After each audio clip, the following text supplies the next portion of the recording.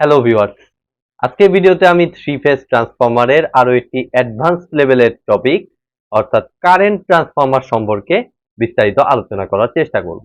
তো ভিডিওটি শুরু করার আগে আমি অবশ্যই বলবো, যারা আমার চ্যানেলে একদম নতুন তারা আমার প্লেলিস্ট থেকে ট্রান্সফরমার এবং থ্রি ফেজ ট্রান্সফরমারের উপর আগের বেসিক ভিডিওগুলো একটু দেখে আসুন, তাহলে আপনাদের বুঝতে সুবিধা হবে। তো আমরা দেখতে দেখতে এই থ্রি ফেজ ট্রান্সফরমার টপিকটির একদম শেষ পর্যায়ে চলে এসেছি। আমাদের এখন আরেকটা স্পেশাল টাইপের ট্রান্সফরমার আছে, যেটাকে আমরা বলি হচ্ছে ইনস্ট্রুমেন্ট ট্রান্সফরমার। ঠিক আছে, এটাকে আবার দুই ভাগে ভাগ করা হয়, একটাকে বলা হয় কারেন্ট ট্রান্সফরমার আর এটাকে বলা হয় হচ্ছে পটেনশিয়াল ট্রান্সফরমার। তো নামটা দেখেই আপনারা বুঝতে পারতেছেন এটার সাথে কারেন্টের একটা রিলেশন আছে, আর পটেনশিয়াল ট্রান্সফরমারের সাথে আমার পটেনশিয়ালের একটা রিলেশন আছে। তো পটেনশিয়াল ট্রান্সফরমারটা আমার পরের টপিক। তো দেখুন আমরা আসলে এটা কি বুঝাচ্ছি, এটা আসলে অনেক অ্যাডভান্স লেভেলের ট্রান্সফরমার এবং বলা যায় যে অনেক ইম্পর্টেন্ট এটার অপারেশনটা বুঝান, কারণ এটা কিন্তু প্র্যাকটিক্যালি অনেক বেশি অ্যাপ্লাই হয় কারেন্ট ট্রান্সফরমার জিনিসটা। ঠিক আছে, এবং এটা সম্পর্কে আবার এরপরেও আমার আলোচনা আছে, সেটা হচ্ছে আমার সুইচ গিয়ার কোর্সে। ঠিক আছে, সুইচ গিয়ার প্রোটেকশন কোর্সে আবার এই কারেন্ট ট্রান্সফরমার, পটেনশিয়াল ট্রান্সফরমার এই টপিকগুলো আসবে। এখন জাস্ট আমরা বেসিক আইডিয়াটা রেখে দিব। আগে আমরা বুঝবো যে কেন এবং কি কারণে আমরা এই কারেন্ট ট্রান্সফরমারটা ব্যবহার করব।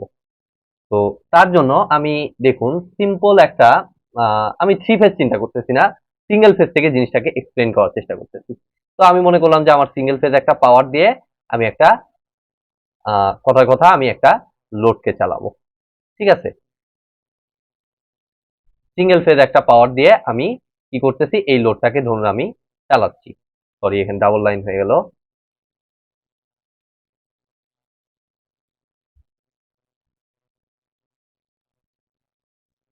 সিঙ্গেল ফেজ একটা পাওয়ার দিয়ে আমি কি করতেছি, এই লোডটাকে আমি চালাচ্ছি। ঠিক আছে, ফাইন, আমার কোনো সমস্যা নাই। এখন আমার মনে করুন যে এই লোডটার কারেন্ট একটা ক্যাপাসিটি আছে। মনে করুন যে এই লোডটা চালাইতে আমার 10 অ্যাম্পিয়ার কারেন্ট লাগে, কথার কথা 10 অ্যাম্পিয়ার কারেন্ট লাগে। আমি তো জানি না, এটা লোডের উপর নির্ভর করবে। ঠিক আছে, এটা কি মোটর না কি জিনিস, হিটার, এগুলোর উপর ডিপেন্ড করবে। তো ঠিক আছে, কম অ্যাম্পিয়ার পর্যন্ত আমাদের কোনো সমস্যা নাই। দেখা যাচ্ছে যে নর্মাল আমরা যে যদি কারেন্ট মাপতে চাই, নর্মাল আমাদের যদি এখানে একটা অ্যামিটার ব্যবহার করি, সেই অ্যামিটার দিয়ে আমরা জানি যে খুব সহজেই আমরা এই লোডের ভিতর দিয়ে কারেন্টটা মাপতে পারি। বাট যদি আমার কারেন্টটা অনেক হিউজ লেভেলের হয়, কথার কথা মনে করুন যে এই লোডটা চালাইতে আমার কথার কথা মনে করুন 4000 অ্যাম্পিয়ার কারেন্ট লাগবে, কথার কথা 4000 অ্যাম্পিয়ার। আর আপনার কাছে যে অ্যামিটার আছে, এখানে যে অ্যামিটার আছে এর সর্বোচ্চ ক্ষমতা হচ্ছে আমার 100 অ্যাম্পিয়ার ধরে নিলাম। 100 অ্যাম্পিয়ার আর আপনার লোডের ভিতর দিয়ে প্রবাহিত হচ্ছে 4000 অ্যাম্পিয়ার। তাহলে সেই অ্যামিটার দিয়ে যদি আপনি এটা মাপতে চান, তাহলে অ্যামিটার কি থাকবে? অ্যামিটারের রেটিং হচ্ছে আমার 100 অ্যাম্পিয়ারের সর্বোচ্চ রেঞ্জ। অ্যামিটার পুরে বাস্ট হয়ে যাবে। ঠিক আছে, তো আপনি কিন্তু এই 4000 অ্যাম্পিয়ার লোডের উপর নির্ভর করতেছে আমার এই অ্যামিটারের ইয়েটা। 4000 অ্যাম্পিয়ার যদি লোডের ভিতর দিয়ে প্রবাহিত হয়, তাহলে অবশ্যই এই যেহেতু সিরিজে কানেক্টেড এই অ্যামিটারটা এর সাথে, তো অ্যামিটারের ভিতর দিয়েও আমার 4000 অ্যাম্পিয়ার প্রবাহিত হবে এবং সেই কারেন্টটা এটা মাপতে তো পারবেই না, বাস্ট মানে এর ক্যাপাসিটি বাইরে চলে যাবে, কারণ এর সর্বোচ্চ 100 অ্যাম্পিয়ার কারেন্ট নিতে পারে। তাইলে আমরা কি তাইলে মাপতে পারবো না? এটা যদি ডিসি হইতো তাহলে কিন্তু আপনারা জানেন যে অ্যামিটারের পাল্লা বৃদ্ধি করা যায় শান্টের মাধ্যমে, বাট এটা তো এসি কারেন্ট। ঠিক আছে, এসি কারেন্টের ক্ষেত্রে কিন্তু এইভাবে ডিরেক্ট করা যায় না। এটার জন্য আমাদের একটা নিউ টেকনোলজি বের করতে হয়, সেটা হচ্ছে আমাদের কারেন্ট ট্রান্সফরমার। এখন দেখি আমরা কিভাবে এই কাজটা করতে পারি। তো দেখুন আমার এটা অ্যাকচুয়ালি যে কাজটা আমরা করব, আমাদের এইটা দেখতে পাচ্ছি ফেজ, সিঙ্গেল ফেজ আমি চিন্তা করতেছি, বেশি জটিল করতেছি না। আর এটা হচ্ছে আমাদের নিউট্রাল। ঠিক আছে, এটা হচ্ছে ফেজ আর এটা হচ্ছে নিউট্রাল। তাইলে এখন আমি এই জিনিসটাকে যদি একটু বিপরীত ভাবে দেখুন, এই যে ফেজ কেবলটাকে আমি এভাবে নিলাম, কথার কথা আমি এভাবে নিলাম। আপনি একটু দেখুন ভালো মতো, তাইলে একটু পরে একদম খুবই ইজি ভাবে আপনি বুঝতে পারবেন। এখন জাস্ট আপনি একটু জাস্ট এখানে ফোকাস করুন। তো আমি এখানে চার কোণা একটা রেক্টেঙ্গেল বক্স আমি আঁকাচ্ছি। দেখুন আপনি সবই বুঝতে পারবেন, জাস্ট এখন একটু জাস্ট একবার দেখবেন। চার কোণা একটা রেক্টেঙ্গেল বক্স আমি আঁকাচ্ছি।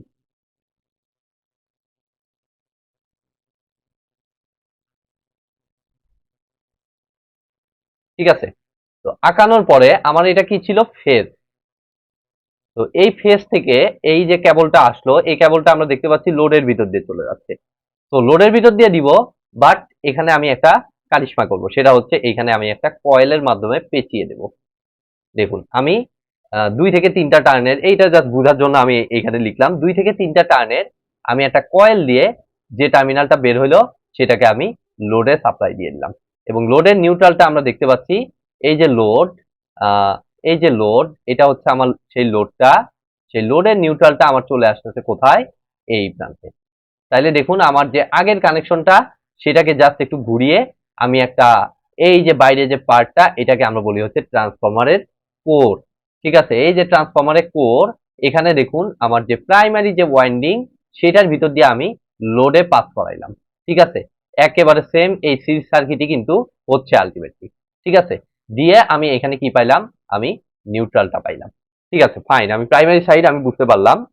তো আমার আলটিমেটলি আমার এর ভিতর দিয়ে কিন্তু আগের সমান পরিমাণে কারেন্ট আমি পাইলাম, বাট মাঝখান থেকে আমি এই অ্যামিটারটাকে কি করলাম, সরিয়ে ফেললাম। কেন সরিয়ে ফেললাম, কারণ আমাদের লোডের ভিতর দিয়ে 4000 অ্যাম্পিয়ার কারেন্ট প্রবাহিত হচ্ছে। কথার কথা, এই লোডের ভিতর দিয়ে আমি এখানে একটু মার্কিং করি, এই লোডের ভিতর দিয়ে আমাদের 4000 অ্যাম্পিয়ার কারেন্ট প্রবাহিত হচ্ছে। আর এইটার সর্বোচ্চ রেঞ্জ, এই অ্যামিটারটার সর্বোচ্চ রেঞ্জ হচ্ছে 100 অ্যাম্পিয়ার আমরা ধরে নিলাম। ঠিক আছে, এটা অ্যামিটারের কোয়ালিটির উপর ডিপেন্ড করবে, যে পাল্লার অ্যামিটার ব্যবহার করবো। মনে করলাম এই সর্বোচ্চ রেঞ্জটা 100 অ্যাম্পিয়ার। তাইলে ঘটনা কি ঘটতেছে, আমি 4000 অ্যাম্পিয়ারই এখন আমি পাস করাইতে পারবো, কারণ আমার উপযুক্ত কেবল আমার দেয়া আছে।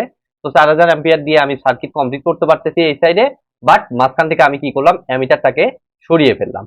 দেখুন আমার কিন্তু মাঝখানে কোনো অ্যামিটার এখন নাই। তার মানে ব্যাপারটা কি দাঁড়াচ্ছে, আমি কিন্তু মাঝখানে অ্যামিটারটা সরিয়ে ফেললাম, মানে আমাদের অ্যামিটারটা আর পুড়ে যাওয়ার কোনো সম্ভাবনা নাই। এখন আমি যে কাজটা করব এখানে, আমার যে এই যে ট্রান্সফরমারটা, এই ট্রান্সফরমারটা সেকেন্ডারিতে আমরা যে কাজটা করব, আমি আবার কয়েল পেঁচাবো এবং এই কয়েলের সংখ্যাটা পরিমাণে বেশি হবে, পরিমাণে এটার থেকে অনেক গুণে বেশি হবে। একটু ভালো মতো খেয়াল করুন, খুবই ইজি এবং খুবই মজার একটা কনসেপ্ট। এই কারেন্ট ট্রান্সফরমার, পোটেনশিয়াল ট্রান্সফরমার খুবই ইজি এবং খুবই মজার একটা কনসেপ্ট। তো আমি মনে করলাম এই কয়টা কয়েল আমি, মানে ওয়াইন্ডিং যেটা, এটাকে আমি পেঁচিয়ে দিলাম। পেঁচিয়ে দিয়ে দেখুন, এই যে এই টার্মিনাল থেকে শুরু করলাম, এই টার্মিনাল থেকে আমি যদি দেখি এইভাবে প্যাচ খেয়ে, পুরোটা প্যাচ খেয়ে আমার একটাই সিরিজ সার্কিট। আর অ্যামিটার আমরা জানি যে এই সার্কিটের সাথে সিরিজে কানেক্টেড থাকে। এখন আমি যে কাজটা করবো, এই সেকেন্ডারির সাথে বেসিক্যালি আমি অ্যামিটারটাকে লাগিয়ে দেব, কিছুই না। এখন দেখুন এটা কিভাবে কাজ করবে সেটা আমাকে বুঝতে হবে। তাহলে দেখুন এখন আমরা যে ঘটনাটা ঘটাইলাম সেটা হচ্ছে যে আমাদের এইখানে যে অ্যামিটারটা ছিল সেটাকে সরিয়ে আমি এই ট্রান্সফরমারটার আমি সেকেন্ডারিতে কানেক্টেড করে দিলাম। এবং এই যে প্রাইমারি এবং সেকেন্ডারি, এইখানে দেখতে পাচ্ছি টার্ন সংখ্যা প্রাইমারিতে কম এবং সেকেন্ডারিতে টার্ন সংখ্যাটা বেশি। তাহলে আমরা কিছু জিনিস আমরা এখানে বোঝার চেষ্টা করব। সেটা হচ্ছে আমাদের প্রাইমারিতে যে ঘটনাটা ঘটবে, টার্ন সংখ্যা কম মানে আমাদের ভোল্টেজ কম। ব্যাপারটা বুঝুন, টার্ন সংখ্যা বেশি, যেখানে বেশি হবে সেখানে ভোল্টেজ বেশি। তার মানে এই সেকেন্ডারিতে আমাদের কি হবে, ভোল্টেজটা বেড়ে যাবে। ঠিক আছে, এই সেকেন্ডারিতে আমাদের কি হবে, ভোল্টেজের ভ্যালুটা বেড়ে যাবে। ভোল্টেজ বা টার্নের ভ্যালু যেহেতু বেশি, ভোল্টেজ বেড়ে যাবে। আর ভোল্টেজ বেড়ে গেলে ট্রান্সফরমারের বেসিক কি বলে, ভোল্টেজ বেড়ে গেলে সেখানে কারেন্টটা আবার কি হবে, কমে যাবে। তো সেকেন্ডারিতে যে ঘটনাটা ঘটবে, আমাদের এই জায়গাটা থেকে আমরা বুঝতে পারতেছি এন যত বাড়বে আমাদের ভোল্টেজের ভ্যালু তত কি হবে, বাড়বে। এগুলো তো খুবই বেসিক জিনিস। তো এন যত বাড়বে ভোল্টেজটা তত বাড়বে, আর ভোল্টেজ যত বাড়বে কারেন্টের ভ্যালু তত কমবে। তাহলে আমাদের দেখুন এখানে হিউজ লেভেলের অ্যাম্পিয়ার ছিল, আমরা মনে করলাম সেই অ্যাম্পিয়ারটা আমাদের হচ্ছে 4000 অ্যাম্পিয়ার। আমরা মনে করলাম সেই অ্যাম্পিয়ারটা আমাদের হচ্ছে কত, 4000 অ্যাম্পিয়ার। আমি এখন কি কাজ করলাম, এইখানে কয়েলটা কম আর এখানে কয়েলটা দিলাম বেশি। তার মানে এই টার্নস রেশিওর দ্বারা যদি আমি ইয়ে করি, তাহলে আমাদের এইখানে ভোল্টেজ বেড়ে যাবে, মানে কারেন্ট কমে যাবে। তার মানে আগে 4000 অ্যাম্পিয়ার ছিল, এখন কারেন্টটা কমিয়ে ফেলবে। কমিয়ে আমি কততে আনবো, আমার যে 100 অ্যাম্পিয়ার অ্যামিটারের সেট আছে এই 100 অ্যাম্পিয়ারে কম ভ্যালুতে আনবো। ঠিক আছে, একদম ইজি। আমি কি কাজ করব, 100 অ্যাম্পিয়ারের থেকে কম ভ্যালুতে আমি এই জিনিসটাকে কনভার্ট করার চেষ্টা করব। ঠিক আছে, তাইলে মনে করুন যে আমি এটাকে কমিয়ে আমি টার্নস রেশিওটাকে এখন আমি ফিক্স করলাম কত, প্রাইমারিটা আমার হচ্ছে 100 টার্ন, আমি প্রাইমারিটা আমি দিলাম মনে করুন 100টা টার্ন। ঠিক আছে, আমি এনপি হিসেবে তাহলে সিলেক্ট করলাম কত, 100 টার্ন, এবং এনএস হিসেবে আমি সিলেক্ট করলাম ধরুন 4000 টার্ন। এটা তো সেকেন্ডারি, এখানে একটু মার্কিং করে দেই, এটা সেকেন্ডারি, এটা প্রাইমারি। পিতে আবার এই পিতে আবার ফেজ কিন্তু, ঠিক আছে, কনফিউজ হবেন না। এনএসটা তাহলে হচ্ছে আমার কত 4000। আর আমাদের দেখুন আইপিটা জানা আছে, আইপিটা কত ফেজ দিয়ে যেটা ঢুকতেছে এটা হচ্ছে আমাদের 4000 অ্যাম্পিয়ার। তাইলে আমরা যদি এখন আইএসটা বের করি, আইএসটা অ্যাকচুয়ালি কত আসতেছে দেখুন, একদম সিম্পল আমাদের যে ট্রান্সফরমারের টার্নস রেশিও ফর্মুলা সেখান থেকে আমরা আইএস এর ভ্যালুটা দেখুন আমরা পাচ্ছি কত, আইপি ইন্টু আইপি হচ্ছে আমাদের 4000 ইন্টু আমাদের টার্নস রেশিওতে তাহলে কোনটা উপরে হবে আমাদের বুঝতে হবে যে প্রাইম সেকেন্ডারি কারেন্ট বের করতেছি, সেকেন্ডারিতে আমার টার্ন বেশি মানে ভোল্টেজ বেশি মানে কারেন্টের ভ্যালু কমে যাবে, তার মানে এই ভ্যালুটা একের থেকে ছোট, তার মানে উপরে হবে ছোটটা। তাহলে উপরে ছোটটা কত, তাহলে 100 হবে উপরে, আর নিচে হবে আমাদের 4000। তাই দেখুন তো এখন আমাদের 4000 কেটে যাচ্ছে না, একদম সিম্পলি কিন্তু আমাদের 4000টা কেটে যাচ্ছে। তাইলে আমাদের আলটিমেটলি ঘটনা কি দাঁড়াচ্ছে, এই অ্যামিটারটা এখন 100 অ্যাম্পিয়ার কারেন্ট রিডিং হিসেবে দিচ্ছে যদি 4000 অ্যাম্পিয়ার কারেন্ট ফ্লো করে।